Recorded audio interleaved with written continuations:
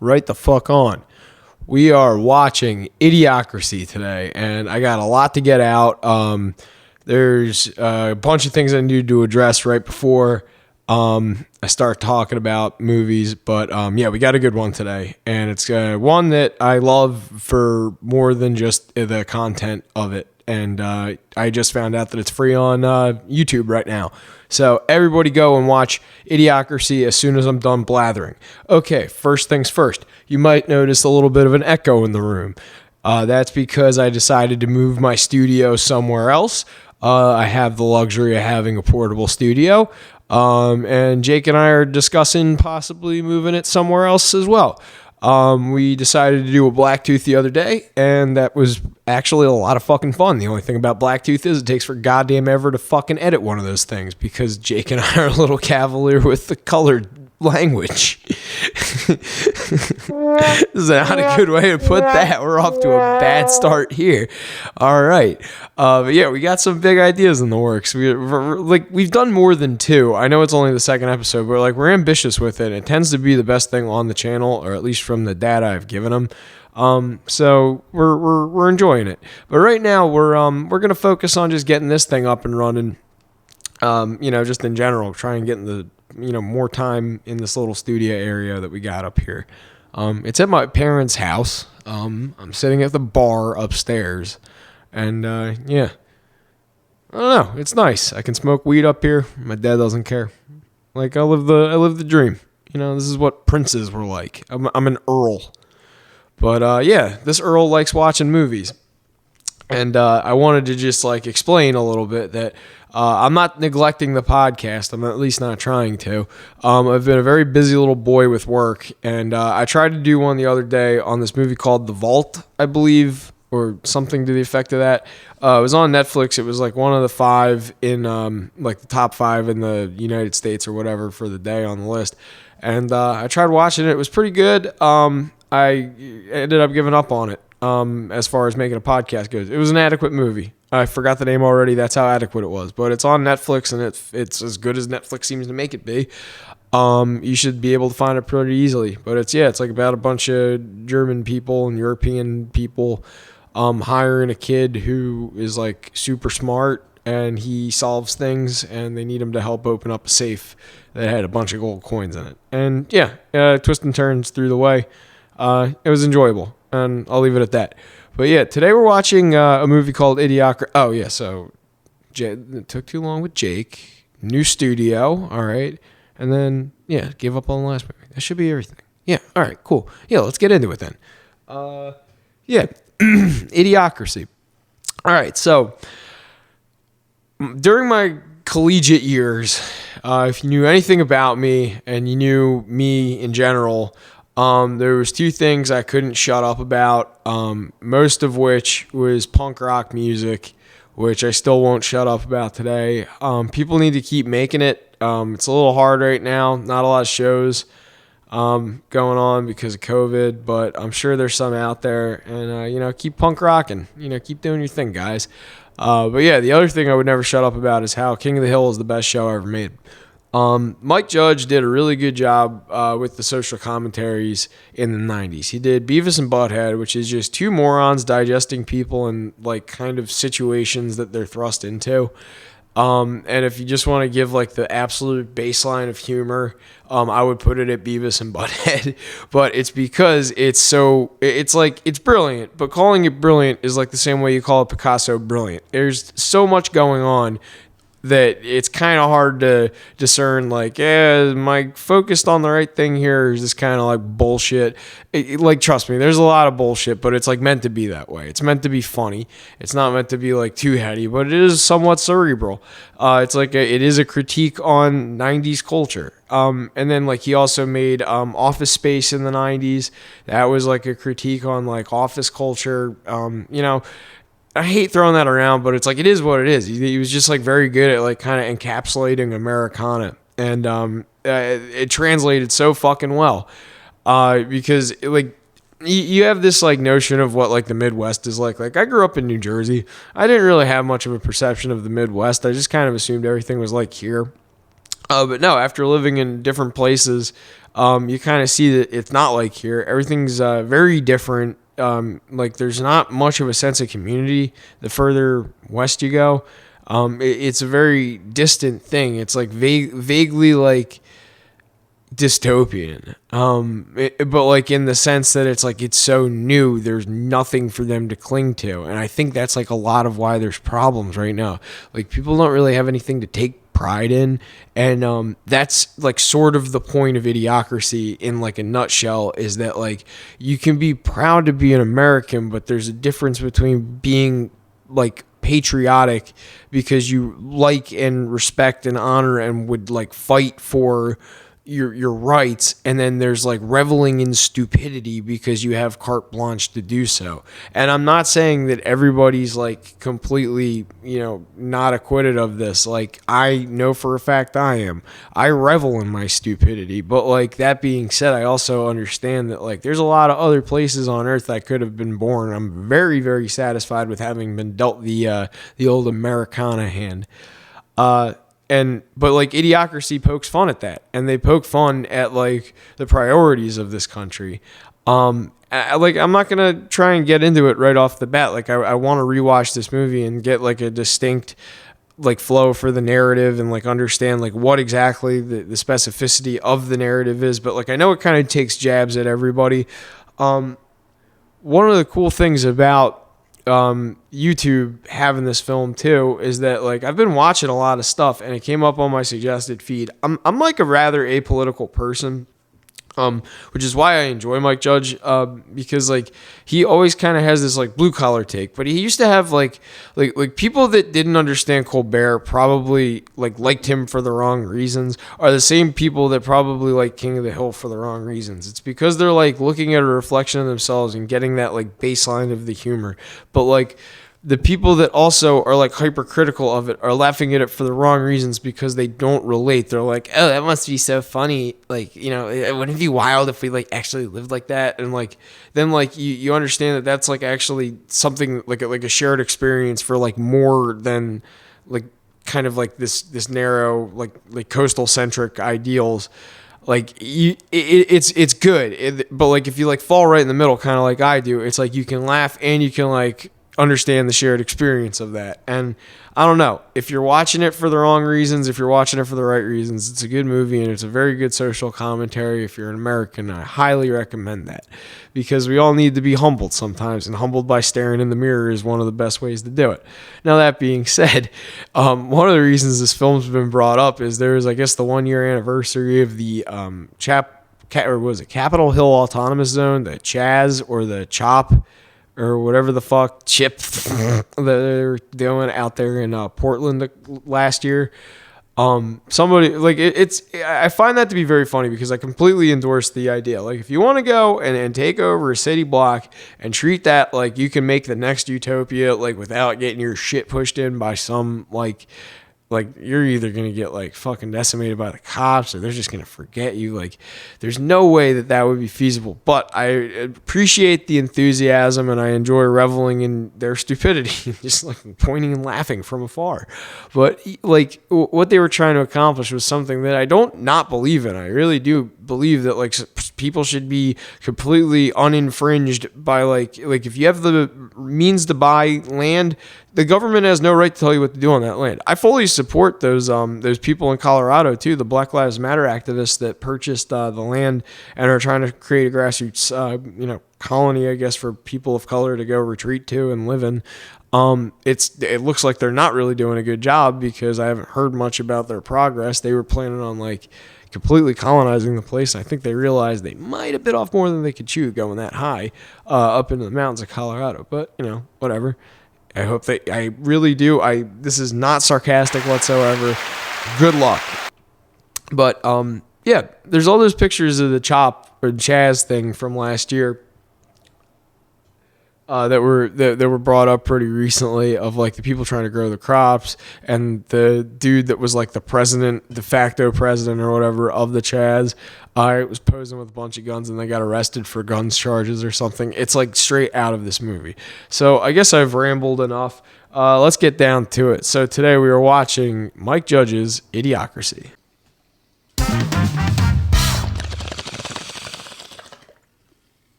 Fuck yeah, new studio, baby. That bit burned my throat. God damn it. Give me a sec. I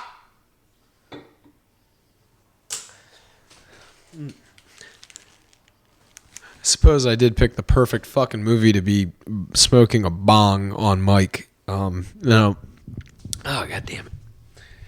Oh, yeah. Idiocracy. What a fucking great film. I really love me some Mike Judge, and I really love that movie. I forgot that it is a little on the nose. I do like like Mike Judge just because he has no problem telling it like it is. You have no question about like, what's the good and the bad in the movie. And generally the overarching theme tends to be people that are in a place or position of power where they're unaware of what's going on, regardless of like how knowledgeable or in the like capable they really are of like doing something about the present situation. Like, I just kind of like enjoy the fact that almost all of his work has this like fly on the wall third person narrative element, where that the characters don't really know or comprehend fully what's going on, but there's like this bigger situation happening around them, and somehow just by them being in the middle of it, like their interference benefits, like, and I love that. It's like there's something fun about an underdog story, and there's something about a social commentary, and when you have both, especially the way that this is done, I really enjoy the blending of two ideas and like two types of story, because like underdogs don't always need to be the good guy. I hate fucking referencing superhero shit, but like a good example is always Batman, where he's like an anti-hero. He's not necessarily a good guy, but he does uphold the kind of like the good, like he is a force against evil. He only gives people what's coming to them if they earn it. Like, he doesn't go out assaulting random bystanders and civilians.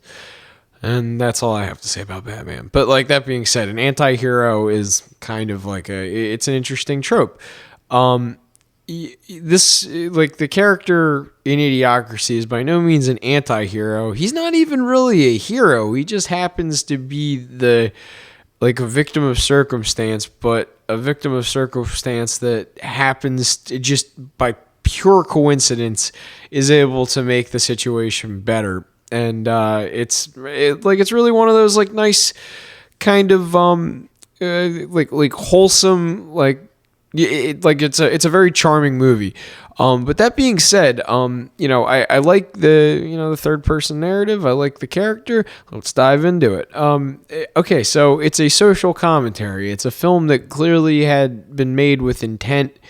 It's not necessarily the the best social commentary, as it is very much on the nose, but I do like that as a social commentary. It functions very, very well at like being heavy-handed, but like in a sarcastic, almost like so on the nose that it's like it's done deliberately. It's not meant to like be like pointing and laughing, but like from like a snide way. It's like this is kind of, we're all in this together, right? Like, this is funny. I like that. It doesn't offend too deeply. It like cuts, but it doesn't cut deeply. I enjoy that about it. And like, no matter what side you really see it on, because like right now I know that it's like certain people think that this is a film that perfectly represents another set of people, but then again, those exact same set of people probably see the same ideals in the people that think that it was originally about them. Like, it's kind of this weird circle jerk of like, you don't really get a clear, distinct thing where like it's just like mindless Americans, but it's mindless Americans in a unifying way. Like, yes, we have overcome so fucking much at that point, but it's just to become brain dead. Like, so what kind of commentary do we take from there? Does it mean that like we've just relied so heavily on consumerism and advertising that like our mush has like made us forget our differences and we're just like mindless? Or does it mean that like our differences were overcame, but like the solution was like more heavy-handedness from like branding and like government overreach that has been infused by lobbying and shit? Like there's not really a good message from the government, like, or I guess like the civic standpoint. Like it seems like a lot of shit's falling apart, which presently go outside, look around in real life. I implore you. Like the fucking road in front of my house has been falling apart for like 12 years now. I'm still waiting for it to get fucking fixed. I even had a fucking initiative where I was trying to earn money playing poker to donate to fix the fucking roads around Upper Township, but I don't know, it never took off. I'm not that good of a poker player anyway. And give myself one of those. By the way, if I like die of tetanus, like at least I'll know why. I had to look it up. I cut myself at work today pretty fucking bad. Or not like bad, but like, I don't know, my hand feels kind of funny. So if I have to go to the hospital tonight, I'm going to try and at least put this on the internet beforehand. And I'm still editing that fucking Blacktooth podcast. God damn it, Jake. You and I get on some fucking shit where I gotta, like, I listen to like about 3/4 of a bit and I'm like, all right, we're doing well. And then bam, it's like just everything needs to be fucking edited again. God damn motherfucker. But yeah, all right, spaz over.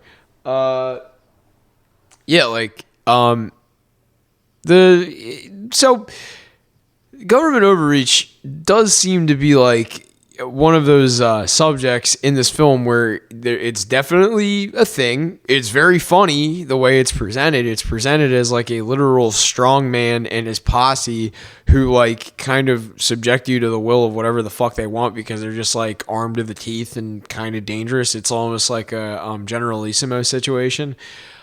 I like that about this. I think that that's fucking awesome. I really do enjoy that angle of it because it's like everybody argues that the one side in politics for us is going to lead to socialism or totalitarianism, and then it's like, oh, well, the other way, you're leading towards fascism. It's like ultimately all the isms, no matter what it is, even the ones I do believe in, they all kind of mean the same thing. It just means that someone's in charge, you're still paying taxes. So what does this do? It portrays that as like a literal strongman. Like you don't want to do your part. It's like you don't get to be like a part of it. You get sent to this weird prison where you get sat on, and you need to like have like certain societal norms still like I guess come into play. Like right now, they didn't even need to really like have the technology similar to the iPhone like in 2006 when this film was made. To really like relay the idea of us just like mindlessly hooking into something. But I did like the nice touch that they added with the barcode thing. I think that that's a very interesting thing because modern like technology and everything, it's like everything is like, oh, facial recognition shit on your phone, fucking video chatting, everything is your face. Like it's like you no longer have that sense of security. You kind of have this like way of being identified. I know like the face is a poor analogy. It's just like your phone in general, but it's like having the barcode and being able to be like spotted at will like that. It's like you have a fucking GPS tracking device on you at all times. That's basically what your phone functions as. I like that touch because it does add this like little bit of extra element of like people being like mindless and like, cattle, kind of docile, but like, you get the barcode, you get all these fun goodies, and like, if you don't get the barcode, you get sent to prison.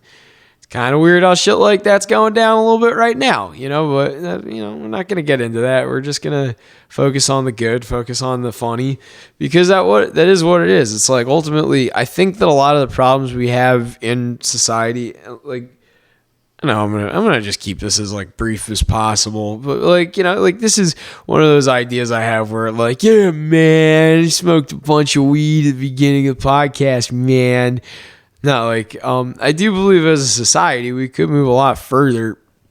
If you do make light of certain subjects and make levity of things instead of taking it all too fucking seriously. Like, you understand the reason that people like Mel Brooks and like Mike Judge and I don't know, there's a plethora of other directors, the Zucker brothers, they're all people that for one thing or another are able to take like the society that they were raised around, the social like ideals of their time and turn it into something witty, because from that wit there's a lot of hardship.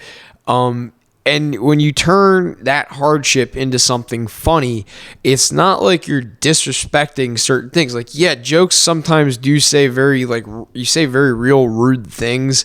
And, like, yeah, that's kind of the point of jokes. It's like if you say something that's very real and very, like, demeaning or you know, racist or whatever, and you're saying it in the esteem of being funny, it can only be funny or unfunny. Now, if it's funny, everybody laughs because the joke has, you know, been successful, it's translated. But when it's unfunny, people, you know, they might not get it, but it's like, just as long as it had the attempt at being humor, at least it was like trying.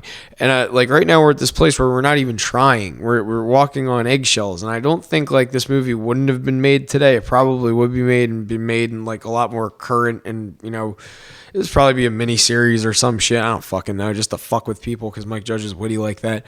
But like, you gotta understand, like, you need to criticize a societal thing, we got to take some uncomfortable risks. And right now, it kind of seems like this movie is paralleling some of the risks we're not willing to take. And I want to point that out. And I know I could elaborate a little deeper on that, but I don't want to have to end up over editing this one like I'm currently over editing Blacktooth. So like, I'll just like kind of leave it at that. My final thoughts on it are just like, no matter how you cut this film, it's meant to be funny at the end of the day. And even though some of the things that translate from it are very visceral, real things going on right now in our society, don't look at these as, you know, points of like contention. Look at these as points that we should laugh about this, but let's also try, like, ultimately the resolution of the film is to try and fix shit. Like, yeah, it might not make it as good as it was, or like you're never going to live it up to like a unrealistic, putting whatever on a pedestal, like societal nostalgia or whatever. Like, you're never going to get that. It's never going to happen. We're growing too fast and shit's just too whack right now. We're all over connected. But that being said, at least like the point of this movie is you could try, and you can try to make it better for tomorrow. So like, what I think I get the most from this film is just like, people are going to be fucking dumb no matter what. And I don't know, like, don't let them get to you, and just try and laugh about it and see how that gets you. I don't know. That fucking bong dinger did me. Yeah, what am I at, 12 minutes? I'll talk for 2 more minutes. Yeah, so fucking like laugh about shit. Find something, but like also use that as a reason to fix shit. Like, I don't know. I giggle that I fucking suck at playing poker, but I guess my Fix the Roads initiative shit is pretty funny. I forgot that I was supposed to do that. I actually placed first in a tournament the other day. Yeah, what the fuck am I even talking about? All right, whoever's listening to this, look out for the Blacktooth one. It's going to be significantly better than this. Thanks for listening. Thanks for listening. Thanks